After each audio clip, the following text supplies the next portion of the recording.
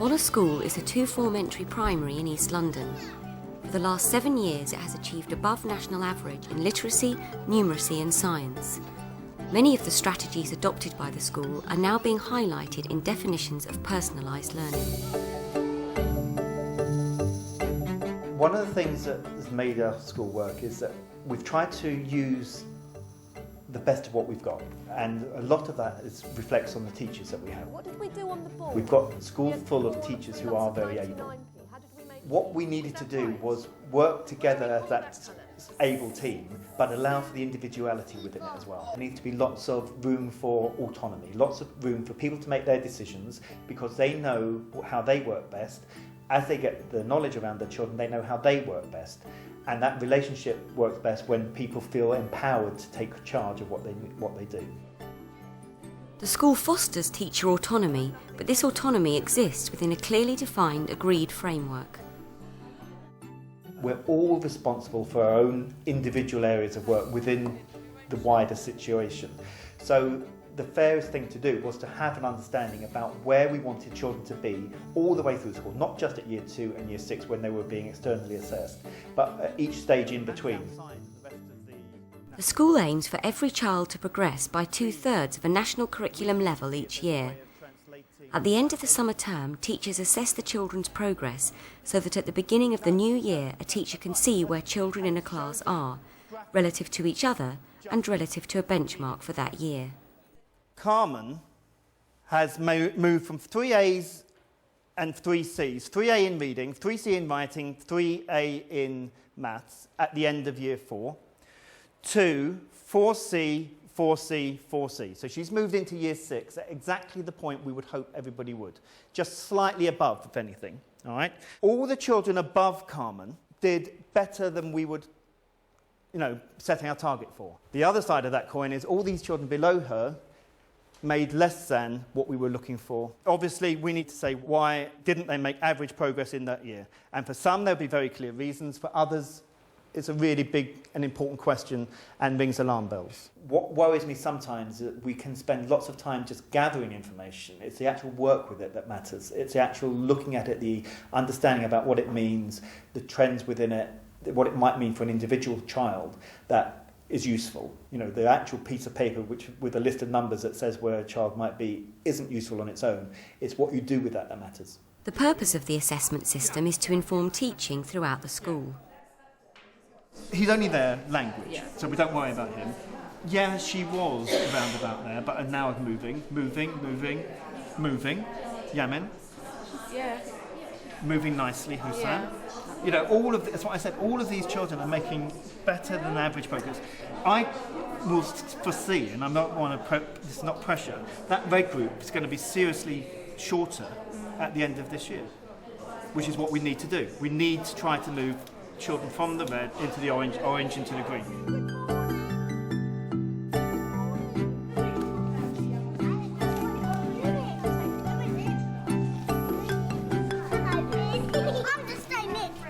The ongoing assessment of the children begins in reception. We work very closely in here as a team.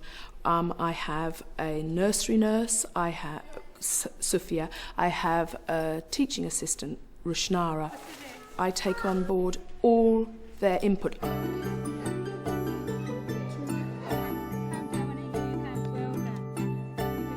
The whole reception team is involved in the process of assessment. How many are you going to put in there? 8. Go on then. 1, 2,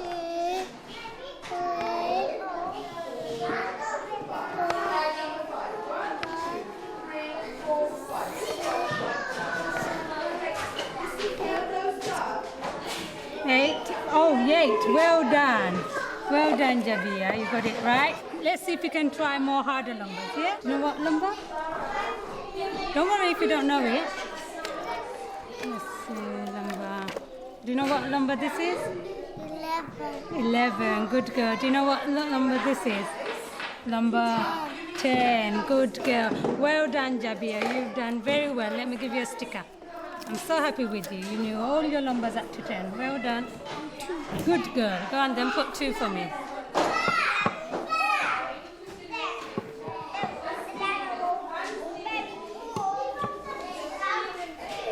Okay, shall we check it if it's right? Shall we check it? Let's see if it's right. How many have you got in there? Please count for me. Give it to my hands. Say, count it for me.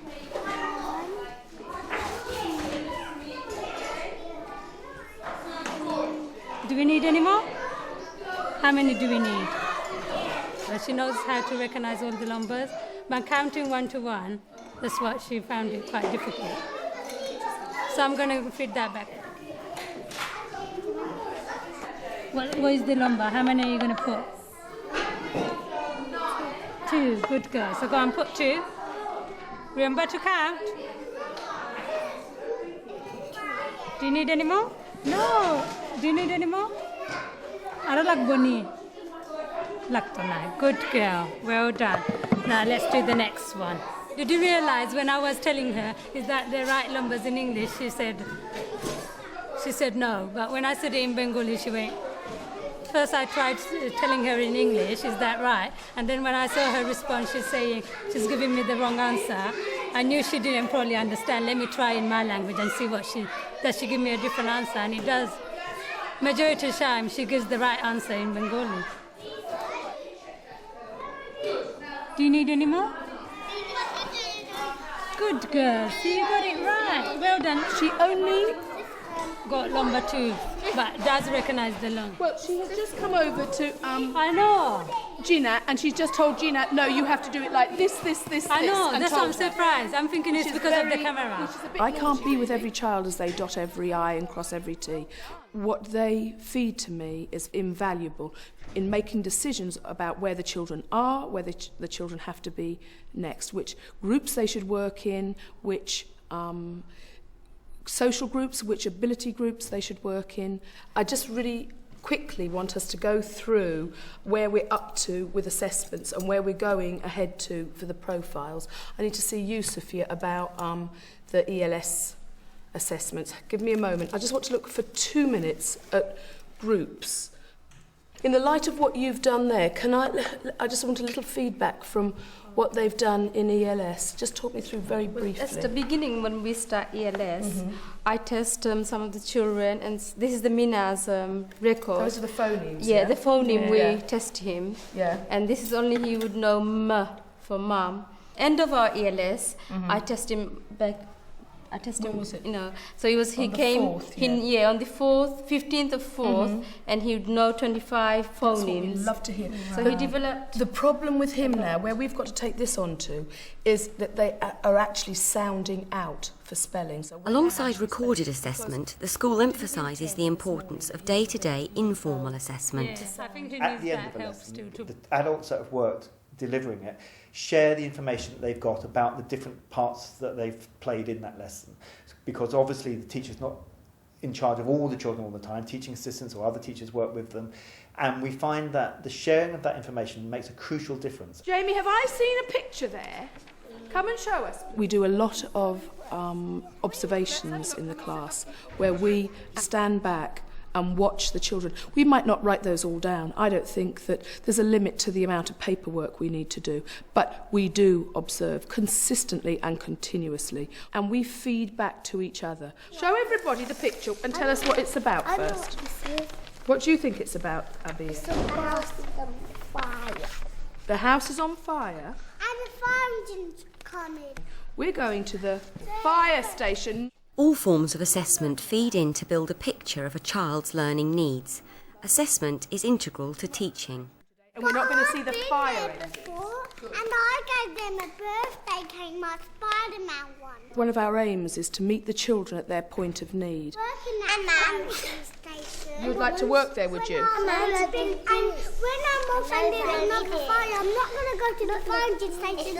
I'm going to get my Spider-Man costume and my... His point of need now is to put all the bubbling information he has in his head onto paper, so it becomes concrete, not just for us, but for him himself. Yes, Fahmed. Rachel Kelly, then I go on the fire station. You went to the fire. You visited the fire station when you were at Rachel Keeling. Yeah. What lucky children you, Fahmed. Language is his biggest focus at the moment, is actually getting those words out. And you'll see him as he pushes himself to try and express himself and express his needs. It's lovely to see, actually. He's a bit of a buzz for me. We looked at a few maps yesterday, didn't we? But today, we're going to go on a walk around Bethnal Green. Now, I want you all to come round here.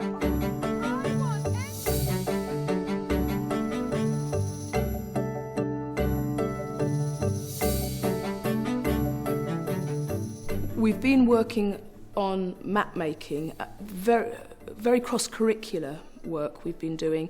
Geography is sequencing for literacy. We're going to be labelling. I'm going to take a very mixed ability group today. We're going to do some follow-up work from our work in the locality yesterday. Fahid, what did you see yesterday, my boy? Oh, let's sit. Fire engine. You want to draw a fire engine? OK, go on then. And do you want to draw the fire station? No. OK, just draw the fire engine. Yeah, and go on then. Draw me a big church. And I saw a squirrel. You saw a squirrel in the park. You can draw that on the next page. And the squirrel likes nuts. A squirrel does like. But do you want to draw the park and the squirrel first? With the flowers. Go on then, lots of trees. And then we saw loads of his language is so far outstrips his drawings. He doesn't take the time to look and observe closely. So a lot of his drawings are very immediate. That he records very quickly, and the quicker the better. And let me go on to the next thing. How do you draw it? How do you draw it? Right. Think how to draw some trees. You know how to draw trees. They go off. It's his concentration and focus. Even just a hand or a look or a little encouraging word that will keep him on task. Right, that's the tree. Where are the branches with all the blossom and the flowers and all the flowers in the park? Okay, have a look. Did you draw the road underneath, Fahid? Very clever boy. Now, shall we write fire engine? Do you think we can? And you can go on top of Miss Clifton's writing. Are you ready? Say it for me. Look at me. Look at me. I want you to say fire engine. Fire engine. He doesn't know all the vocabulary and he has to be prompted a lot and also prompted to repeat. I do a lot of repeat after me. Are you ready to colour now? I didn't see a squirrel. I know. No, well, you weren't looking with your beady eyes. It's brown. You saw a squirrel and it was brown? Yeah, I love to hear that. Come on then. You can draw it in a minute. Come on, let's have a look at some more flowers. That amount of language coming from this boy is squirrel, and he's repeating after people. It's great. Focusing on assessment, both formal and informal, Bonner Primary School believes has played a significant part in raising attainment for individual children.